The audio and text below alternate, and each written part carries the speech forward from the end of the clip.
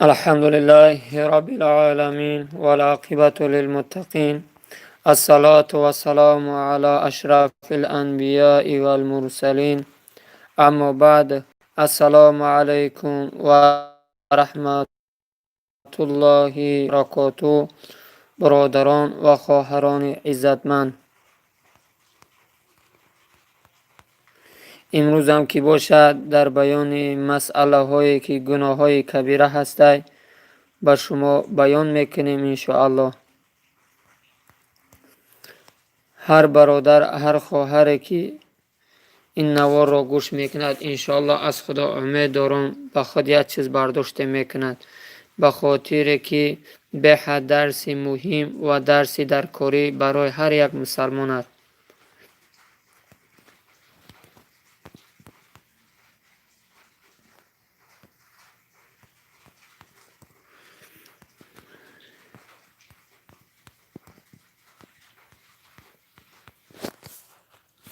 امروز هم که باشد در بیان گناه های کبیره به حد مسئله مهم است انشاءالله که به سمع شما بیان میکنیم.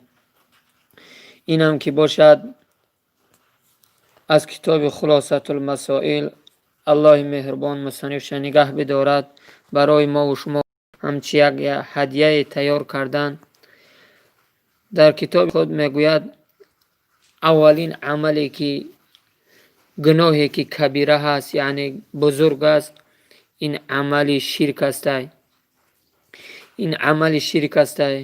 عزیزان دل، هر کجا که حدیث رسول الله صلی الله علیه وسلم بیان میکند یعنی در بابت گناه های کبیره سخن می رود، اولین چیزی که جناب پیامبر صلی الله علیه وسلم بیان میکند این شرک است.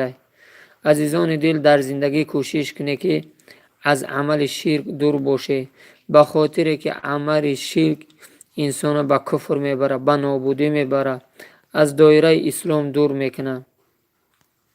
الله متعال من شما را از این عمل شرک نگه بداره.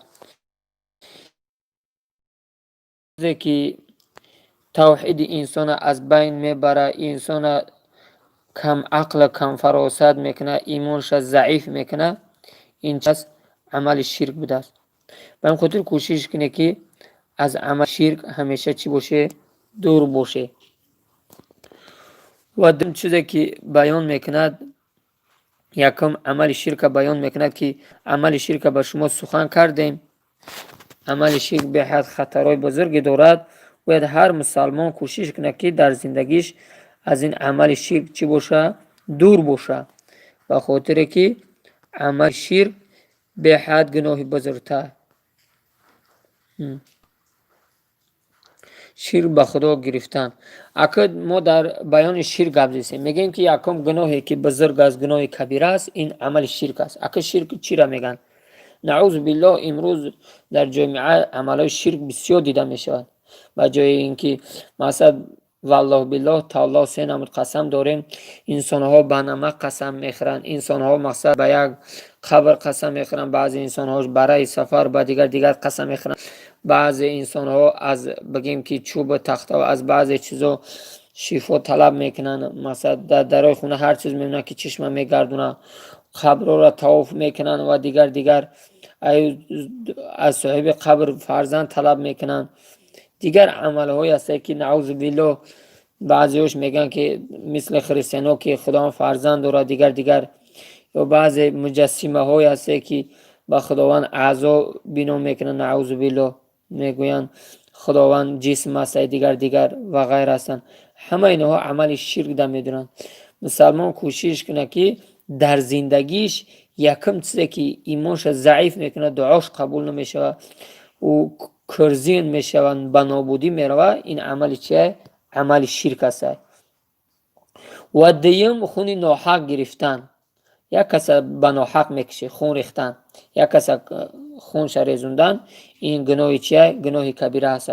امروز چقدر مسلمان های خون مسلمان میریزونند، هر یتش خودش حق میبره.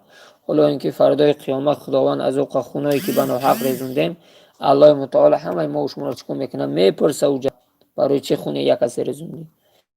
سوم از گناه های کبیره چیه؟ اذیت کردن پدر و مادر.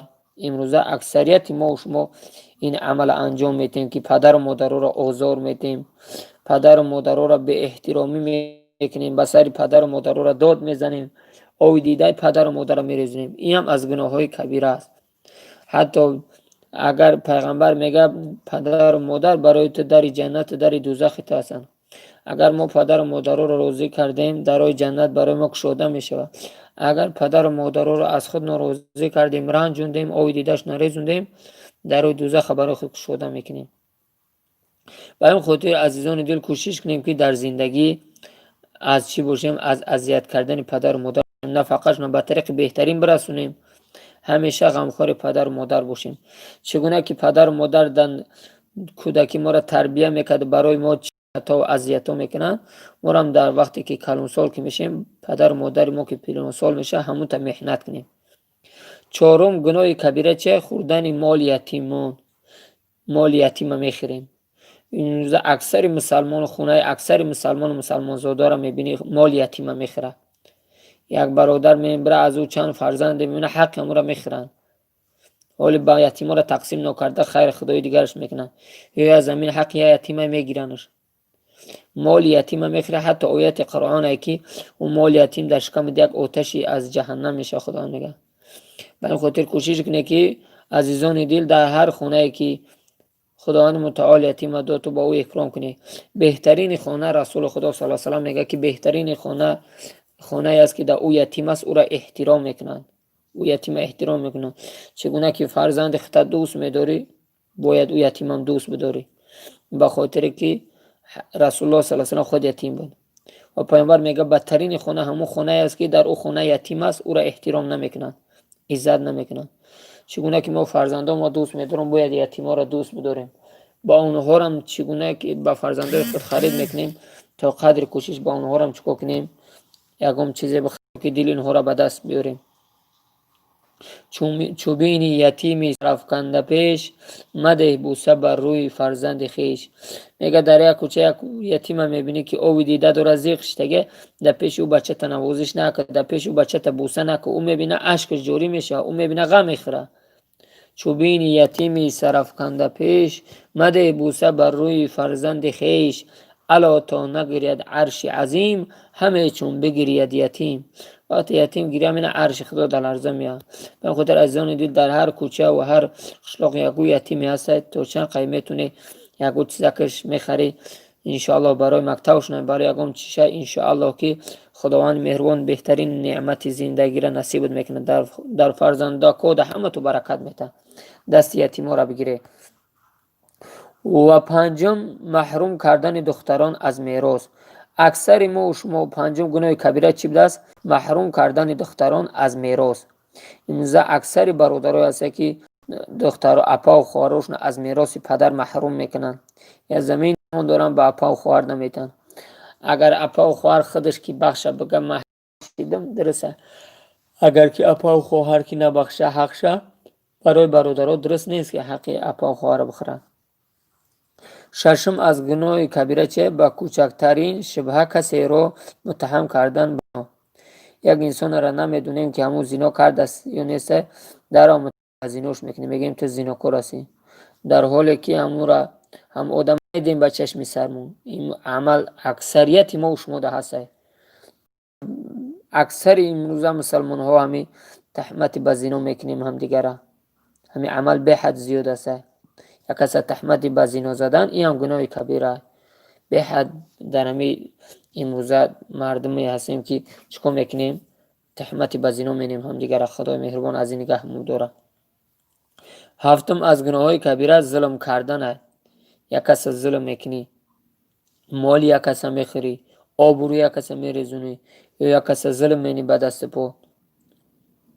میگه اگر خطا نکنم ابوالقاسم فردوسی والله علم میگه گاوان و خران باربردار به از مردمان دلازار. از همون تا مردمی که دل یک کس میرنجونه، از همون تا مردمی که مردم از ظلم میکنه حق مردم میخوره او دیده میریزونن، ایو ده همون گاوان و خرانی که بار میبرن 100 بار او بهتره.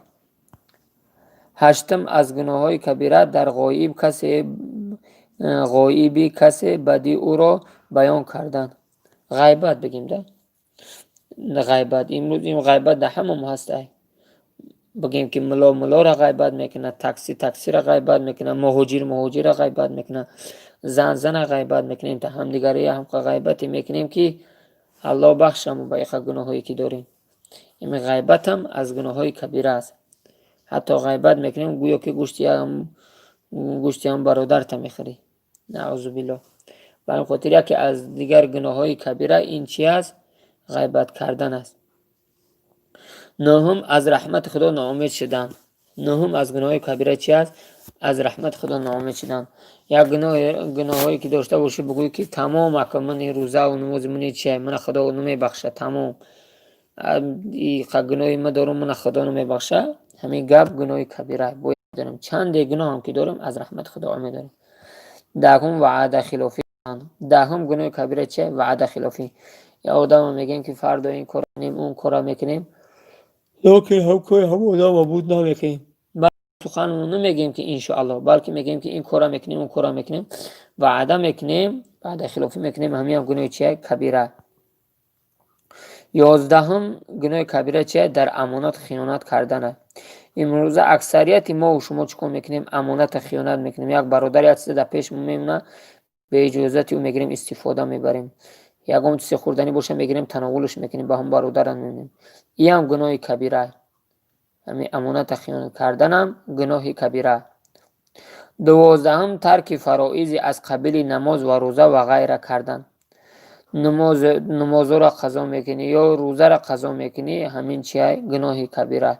باید مسلمان همه فرضایی که الله با بالای او فرض گردانیده است از طریق نماز، روزه، زکات، حج، باید که در وقت هر یک چیز کنه انجام بده. همین ها را اگر که قضا کردی، این خودش چیه؟ گناه کبیره. 13 قرآن مجید را با فراموشی کردن. 13 گناه کبیره چیه؟ قرآن فراموشی کردن. قرآن از یاد میدونستی نخوندیش هم تا فراموش کردی، یا از روش خونده میتونستی دیگه نخوندی فراموش کردی، همین عمل چیه؟ گناه کبیره. 14 دروغ گفتن. 14 گناه کبیره چیه؟ دروغگویی. امروز اکثریت ما و شما دروغ میگیم. ای دروغ گفتن من و شما امروز چقدر جامعه ها فساد شده. باید مسلمان چکو نکنه دروغو نباشه. حتی گفتن مسلمان ترسون چنگ میشه، رسول الله گفت بله. گفتن که زنا میکنه، گفت نفسش بلندی کنه، گفت میکنه. لیکن گفتن دروغ میگه، گفت نه، باید مسلمان دروغ نگه. چی برسه امروز اکثریت ما و شما دروغ میگیم. 15 گناه کبیره به ناحق سوگند یاد کردن، قسم بر دروغ خوردن. امروز اکثریت ما و شما قسم بر دروغ میخوریم. همون کارا میکنیم با قسم میخوریم که نکرد. همین قسم بر دروغ هم چیه؟ گناه کبیره. باید انسان قسم بر دروغ نخوره. اصلا مسلمان قسم به حق هم باید نخوره. قسم انسان یک جای مجبور میشه که بخوره. امام شافعی رحمت الله علیه حکایه میکنن، میگن که در همه حیاتی که خدا دادستم یگان بار قسم نخوردم. امروز ما و شما قسم پیش شاهدی ما در هیچ جا شاهدی مو فرو نکن، شاهدی میتیم. قسم اونا دادن قسم میخوریم، در هر کار قسم میخوریم. اصلا مسلمان باید در هیچ کار قسم نخورد، فقط در همون کارهایی که بسیار مجبور است. چی برسد به جایی که به ناحق قسم خوردن. به ناحق قسم که بخوری این چیه؟ گناه کبیره. 16 به غیر نام یا صفت خدا قسم یاد کردن. 16 گناه کبیره به غیر نام پروردگار قسم داریم والله بالله تعالی یا صفت خدا، یا صفات خدا. چه صفات خدا؟ قسم به او ذاتی که رزاق است، قسم به او ذاتی که عظیم است، قسم به او ذاتی که ارحم الراحمین است. به غیر اینها قسم بخوری. اگر به صفات یا به نام خداوند قسم نخوری، به غیر اینها قسم بخوری، نمک بزنم، رای سفر دهیم یا دیگر حوزه که گفتیم، همه اینها چی میداره؟ گناه کبیره ده میداره. یا این چنین قسم خوردن که در مرگ کلمه طیبه نصیب من نشود. و علیکم السلام و رحمت الله و برکاته. بر وقت نامه دیر که خیلی گوش کن انشاءالله که با اولی چی نوار گوش میکنی انشاءالله بسیار درسی مهم است. 17 گناه کبیره چیه؟ یا اینکه چنین قسم خورد که در وقت مرگ کلمه طیبه نصیب من نشود و یا خاتمه من بر ایمان شود. نعوذ بالله. این روزا بسیاری هستن که میگن که نعوذ بالله ایمانم از کافر میگن نعوذ بالله، یا میگه اگر من دروغ بگم در وقت جان دادن کلمه به زبان من نیاید، یا بگه که من اگر دروغ بگم خاتمه من بر ایمان نشود. نعوذ بالله. همین گپا گناه های کبیره هستن. نعوذ بالله. ایمانم ای کافر قسم میخورن که ایمانم ای کافر. نعوذ بالله. یا اگر من دروغ بگم در وقت جان دادن ایمان نصیب من نشد یا من با ایمان نرم، همین گپا را گفتن گناه های کبیره. باید مسلمان ای پرسنه گپا را نگه. 18 گناه کبیره. کبیره گفته گناه های بزرگ. 18 گناه کبیره غیر خدا را سجده کردن. در پیش یکم آدم سجده کنی گناه کبیره. غیر الله دیگه در پیش سجده کردن درست نیست. حتی اون عربی که نزد پیامبر اومد معجزه رسول الله به چشم سرش دید، گفت اجازت نمیدی که من ترا سجده کنم یا رسول الله؟ گفت نه، من به تو نصیحت میکنم که هیچ وقت هیچ کس رو سجده نکن غیر الله. اگر سجده کردن آدم رو جایز میشد، من هر آینه زنها را امر میکردم که شوهرش سجده کنه. برای بهترین نعمت برای زن این شوهرش است، لیکن اجازت نیست. به این خاطر غیر پروردگار هیچ کار سجده کردن درست نیست اگر کبیره است. 19 بدون عذر نماز و روزه را قضا کردن. یک انسان بدون عذر نماز و روزه را قضا کند، این چیه؟ خودش گناه کبیره است. باید مسلمان چکون نکند؟ 5 وقت نمازش در وقتش و روزش در وقتش ادا کند. 20 از گناه های کبیره مسلمان را کافر یا به ایمان یا خدا زده و یا دشمن خدا گفتن. 20 گناه کبیره چیه؟ مسلمان را کافر یا به ایمان.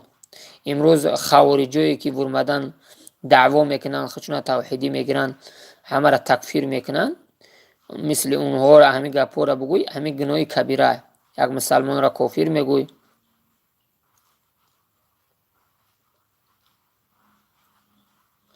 اگر دیده و دانسته کنه نعوذ بالله بیم کفر. اگر دیده و دانسته، مثلا بعضی هستن که نمیدونن این مسئله را نمیدونن، در اونها مثلا تا این چیز فهمیدن عذر میشد، لیکن دیده و دانسته بیم کفر است. به این خاطر غیر الله هیچ کس سجده کردن بیم کفر است، ممکن که ایمانش بروه. اما مسلمان را کافر یا به ایمان یا خدا زده و یا دشمن هم چه گناه کبیره هسته که امروز اکثر ما مسلمان ها همدیگر کافر، همدیگر دجال، همدیگر به ایمان میگیم یا همدیگر مشرک میگیم. رنگین این روزا برادرای خدا زده ورمدن مجسمه هایی که مردم چکون میکنن، تکفیر میکنن. این همین عمل ده هست. همین عمل چیه؟ همین عمل گناه کبیره است. هیچ مسلمان را کافر نگه، مشرک نگه. 21 دزدی کردن. 21 از گناه های کبیره این چیه؟ دزدی کردن. دزدی کردن هم گناه کبیره. مسلمان باید دزد نباشد، در حالی که رسول میگه لا یسرق حین یسرق و هو مؤمن. من میگم دزدی نکن در حالی که دزدی میکنی گمان میکنی مؤمن هستی. رسول الله میگه مسلمان باید دزدی نکنه. دزدی 21 مسئله گناه های کبیره این دزدی کردن است. 22 از گناه های کبیره از گرانی قیمت گندم و یا محتاج عمومی خشنود شدن. این نگاه از گرانی قیمت گندم و یا احتیاج عمومی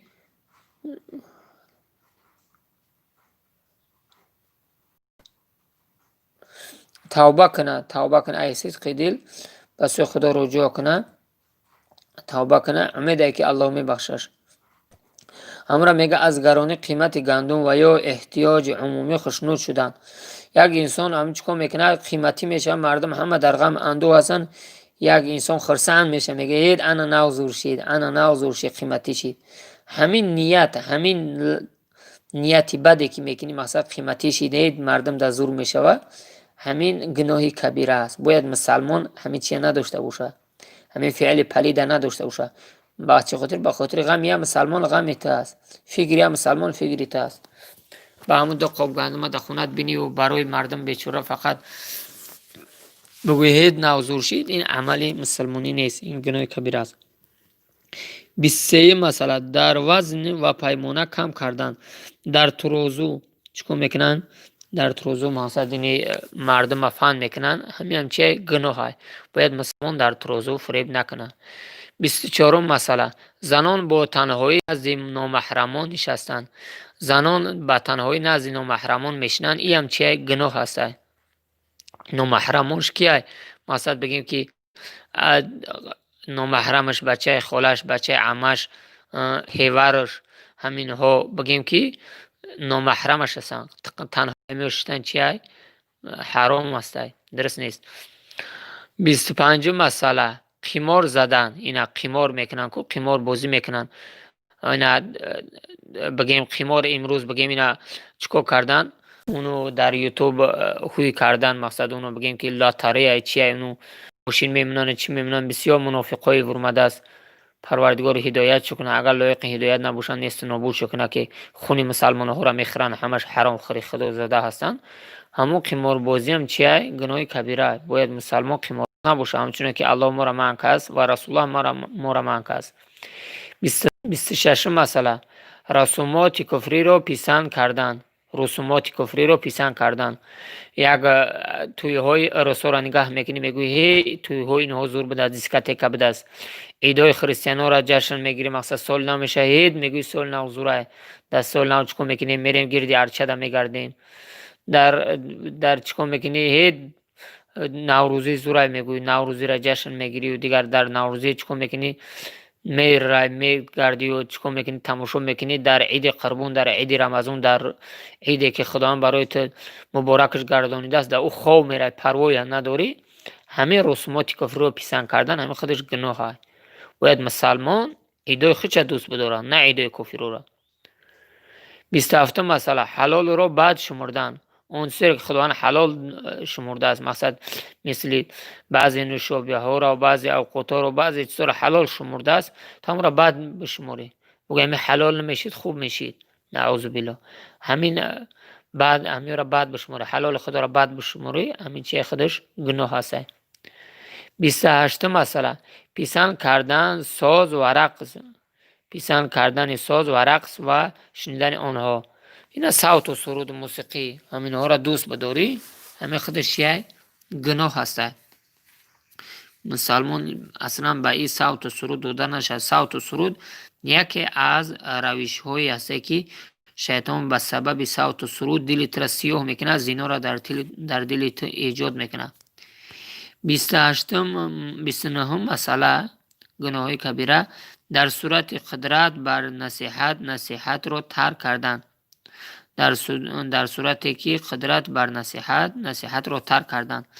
یک انسان هست که میتونه یک انسان نصیحت کنه از راه بگردونه، همون انسان میگه ای را چی نصیحت میکنی، ای را صدقه نصیحت کنه، همون برادر نصیحت نمیکنه، او هم دلش سیاه میگرده میره. همین کار هم انسان چیه؟ سلام و رحمت الله و برکاته. باید که همو برادر چیکار کنیم؟ نصیحت کنیم. یکی از حق هایی که مسلمان در بالای مسلمان حق داره، یک برادر از ما نصیحت پرسید، باید او را چیکار کنیم؟ نصیحت بدیم. وقتی نصیحت ندادیم جا گناهگار میشیم.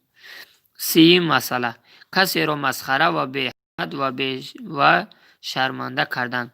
یک کس مسخره میکنی، آبروش میریزونی، شرمندهش میکنی، میگوی شوخی کردم بیچاره ایزا میکشه، همین خودش یک گناه هست. باید مسلمان مسخره کننده یک برادرش نباشه، آبرو یک برادرش نریزونه. 31 مسئله عیب جویی کسی را کردن. عیب جویی این امروز اکثریت ما و شما عیب داریم، لیکن با عیبای مردم هر روز میکنیم، همین خود گناه هست. خود ما از سر تا پا گناه داریم، با چی عیب یک از دیگر میکنیم؟ باید این مسلمان هم تا به عقل باشه که پیش از این که عیب دیگران را بینه، اول عیب خودش فکر کنه. خود ما غرق گناهیم، فقط عیب دیگران را میبینیم. یک کس کار میگیم، خود ما هم زینای کردیم که الله خودش میدونه. یک کس به نماز میگیم، خود ما الحمدلله. هم یک کس به نماز میگیم، خود ما چندین نماز را قضا کردیم. مثلا بعضی هستن که بعضی برادرها بعضی هم قضا میکنیم، خود ما هم گناهی که کردیم الله پوشیده است، اگر الله اشکار شرمنده میشیم. به خاطر یکی از گناهایی که کبیره است یا برادر است. دیگر این عیب کسی را پیش دیگران فاش کرد.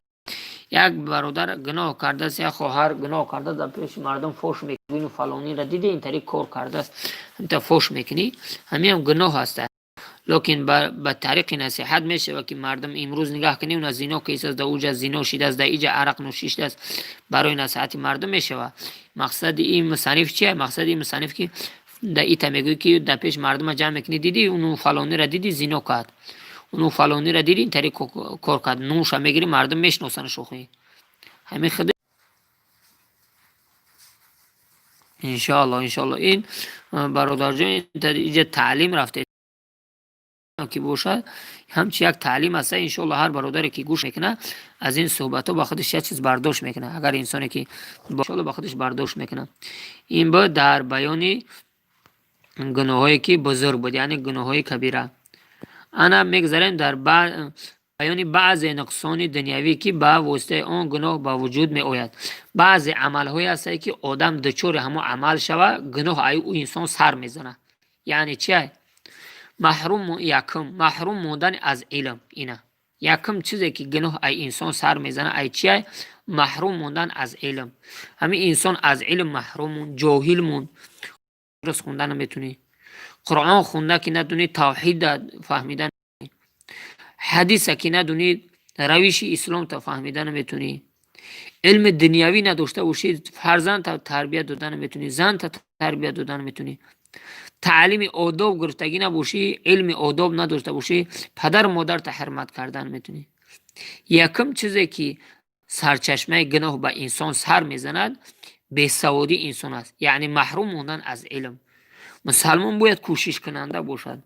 مسلمان همیشه کوشش کنه که علم بیاموزد، چه علم دنیوی باشه چه علم اسلامی. علال خصوص وقتی که ما خردسال هستیم یا این خودمون نخوندیم، خیلی یک وقتی بود که تنبل کردیم نخوندیم، لکن در فرزنده کوشش کنیم، در همون خردسالیشو کوشش کنیم که قرآنشو کنیم و چند یک پاره حد اقل یک پاره قرآن هم از یاد کنه، یگون مسئله ها را یاد بگیره، حدیث ها را یاد بگیره. بعدا وقتی که مکتب خوان میشه درس مکتبش هم به طریق اعلا بهترین یاد میگیره، با بهای 5 میخونه. با اوست که به دانشگاه و به دیگر میره او فرزند بهترین فرزند میشه. اگر وقتی فرزندای ما تعلیم فقط مقصد بگیم که ای دنیایی کم بیش بگیرن از اسلامی نگیرن، او هیچ محل فرزند وفادار شدن نمیتونه. یکم چیزی که گناه از انسان سر میزنه به سبب چی بوده است؟ به سبب به علمی. انسان جاهل که مونه گناه ایو بسیار سر میزنه. مثلا که نمی علم داشته باشی میدونی که شرک چقدر گناهی بزرگه به همون نزدیک نمیشه. اگر علم داشته باشی میدونی که نماز چند تا فرض داره، نماز نطقی که خوندی ایسر اعادهش میکنی، روزه را که خطا کردی علم داشته باشی اعادهش میکنی. همه طریق زندگی را میتونی اصلاح کرده اگر علم داشته باشی. اگر که علم نداشته باشی یا بی سواد میشه میره. همچه در دیگه مسئله ای که از انسان گناه سر میزنه این چه؟ کم شدن روزی. کم شدن روزی مثلا کم تا رزق روزی، کم شدن روزی، رزق روزی ممکن باشه. یک انسان رزق روزیش کم شود بعدا گمانای بد میکنه در حق پروردگارش، در حق بندای خدا گمانای بد میکنه، الکه ایوز انسان چیکار میکنه؟ گناه سر میزنه. یعنی کم تا رزقش کم شود گمان بد از یک برادرش میکنه که این اگر ما در اونجا کار میکنم تری میشید، انا ما در اینجا کار میکنم تری میشید. به خاطر که الله ما را از گمان بد منع میکنه، به خاطر که بسیاری گمان الله میگه که دروغ میفره. یعنی که همینجا ما کم رزق مو کم تر کم میشه و گمان بد که میکنیم همینجا گناه چی میشه؟ سر میزنه. سیم عملی که گناه سر میزنه چه؟ وحشت از یاد خدا. وحشت از یاد خدا.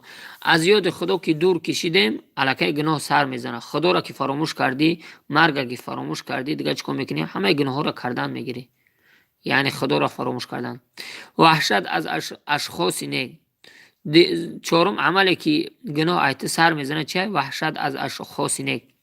اون آدمایی که امر معروف میکردن، امروزه که ما و شما که حاجی میرزا و ایشان نورالدین دیگر رو را گوش میکنیم، همونها را دیگر گوش نکردی، با او محبت که نکردی عمل گناه ایت سر میزنه. یعنی امر معروف که گوش نکردی شیطان در گردن تو لجم میزنه و فقط دیگر چیکار میکنی؟ سوی حرام تماشا میکنی. انم خاصی نیک یعنی علمای با تقوا با ایمان یافتی امر معروف اینها را که گوش کرده قلب چی میشه نرم میشه ای گناه دور میشه وقتی همون را که گوش نکنه به گناه نزدیک میشه. پنجم مسئله ای که انسان به گناه از او سر میزنه پدید آمدن مشکلات در کارهای سیاه شدن دل در کارها. پنجم مسئله پدید آمدن مشکلات در کارها. امروز پنجم مسئله گناه سر میزنه مشکلات در کارها. این مقصد کار میکنیم اویلو که کم میگیریم بعدا دشنام میتیم چی میتیم یا اینکه کار میکنیم پرابلم خونه سر میشه و به ایش پل روان که به اوش پل روان که دیگر تری مشکلات اومدن میگیره در کارهامون. ایسا کار میکنی مقصد پتین میتی ایش میتی اوش میتی هیچ نمون میگوی بعدا چکو میکنی دشنام تیره سر میکنی گمانای بده سر میکنی دیدی علکه گناه سر میزنه. ششم عملی که گناه از انسان پیدا میشه چه سیاه شدن دل. همین دل که سیاه شد از انسان بسیار گناه ها سر میزنه. دل کی سیاه میشه؟ انسان وقتی بسیار موسیقی گوش کرد نمازا را در وقتش نخون روزه را در وقتش نگرفت از طاعت خدا دور کشید ذکر خدا را بسیار که نکرد دلش سیاه میشه به گناه ها سر زدن میگیره. هفتم محرومی از طاعت. هفتم عملی که از انسان گناه سر میزنه محروم بودن از طاعت یعنی نماز محروم بودن از طاعت بندگی. طاعت بندگی الله نکردی اطاعت الله که نکردی چکو میکنی گناه سر میزنه.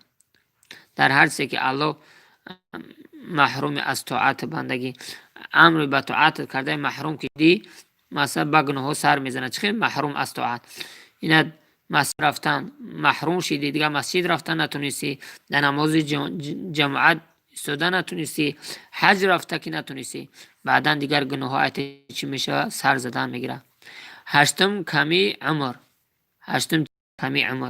همین عمرت که کم باشه با گناه ایت بسیار سر خاطر مردن تا نمیدونی هر گناه را کردن میگیری میگوی که بعد پیر شیدم با میخونی با نماز میخونم که پیر نوشیده میبری میره.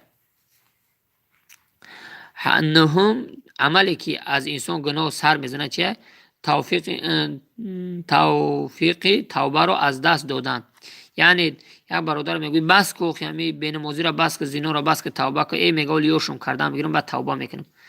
همین عمل همین عمل که همو انسان انجام داد یعنی توبه را نکرد در حال از او انسان بسیار گناه ها سر میزنه. باید مسلمان در حال توبه کنه به سوی خدا رجوع کنه گناه نکنه.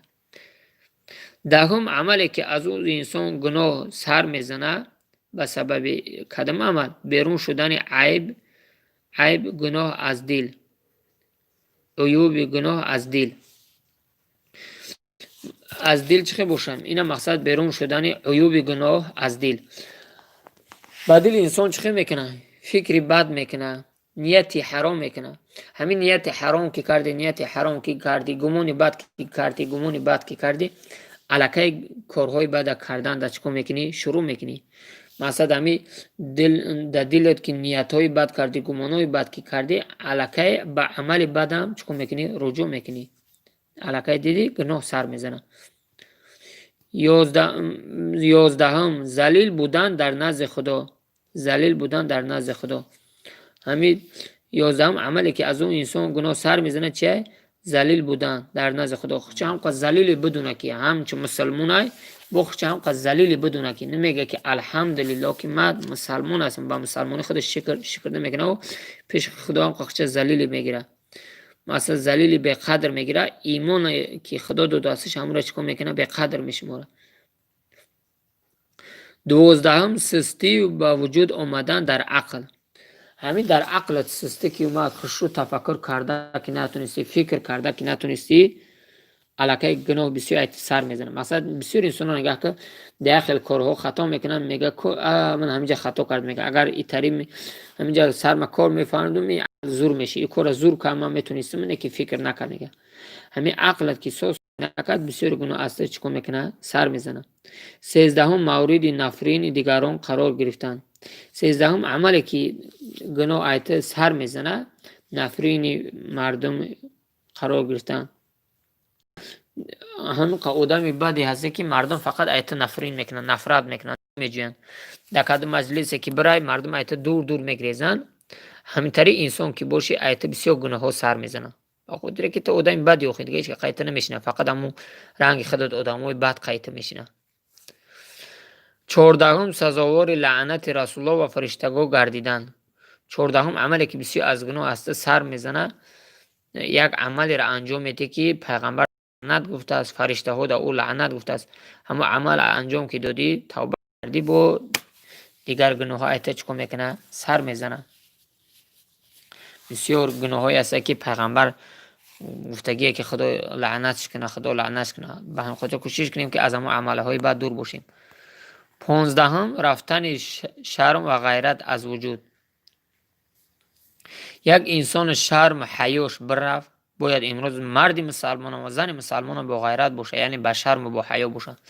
همین بگوی که ما باید شرم حیا نداشته باشیم. همین شرم حیا که ایتو که برفت بسیار گناه ها ایت سر میزنه. به خاطر که شرم حیا یکی از گوشه ایمان است.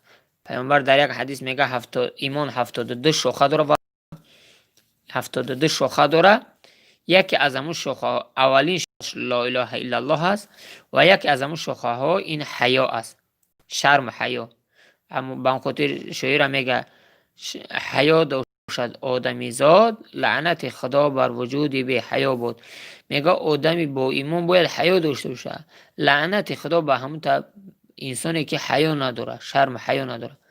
به همین خاطر همین شرم حیا که اعتبار ای بندای خدا شرم نکنه، از الله که شرم نکنه، بسیار گناه ها ایت چکو میکنه سر میزنه. 16 عملی که ایت از گناه ها است سر میزنه چه بیرون رفتن بزرگی خدا از دل. همین بزرگی خدا از دل تو بیرون کشی، تو ندونستی که ارحم الراحمین تو پروردگار است، اکرم الاکرمین تو پروردگار است، مالک الملک الله است. هم تا پروردگار هم تا بزرگ ندونی پروردگار که همه دنیا را آفریده است، همه در یت قدرت اوست. همین تا پروردگار که نشناختی ایت بسیار گناه ها سر میزنه. انسان وقتی خداوند به عظمتش بدونه، به بزرگیش بدونه، از قهارش بترسه، به هر گناه نزدیک نمیشه. لیکن هم تا که ندونیستیش به بسیار گناه ایت سر میزنه. 17 هجوم بلاها.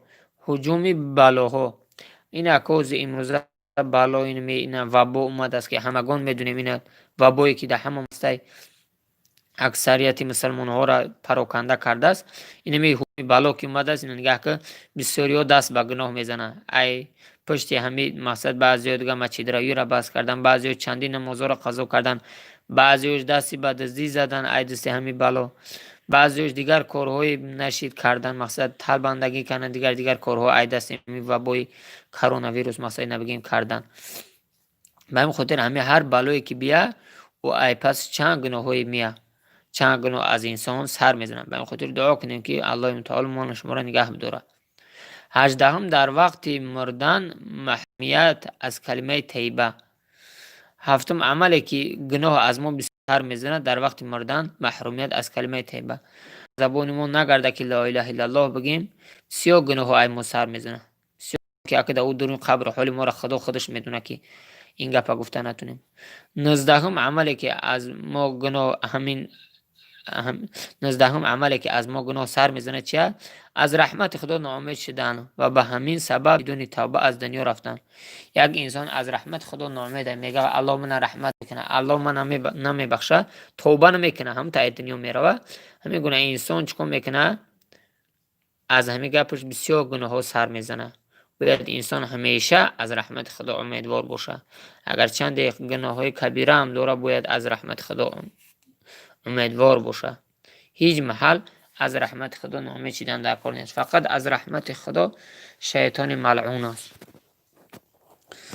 در همینجا درس به انجام میتون. پروردگار مهربان همه ما و شما را در جاده اسلام مستحکم و استوار بگرداند و از این درسی که تیار کردیم پروردگار مهربان ثواب و ثمرش در نامه اعمال ما نوشته بگرداند و پروردگار مهربان همه ما مسلمان ها را عمل کردن به قرآن و به سنت و از این گناه های کبیره و صغیره که بیان کردم پروردگار مهربان ما مسلمان ها را همیشه دور بگرداند و پروردگار مهربان محبت میل ما را به قرآن و به سنت رسول الله صلی الله علیه و سلم زیاد بگرداند و توحید عقیده صحیح بر ما نصیب و روزی بگرداند و پروردگار مهربان همه مسلمان های روی دنیا را از تفریق اندازی و از فتنه انگیزی و از خون همدیگر ریختن، از حق همدیگر خوردن.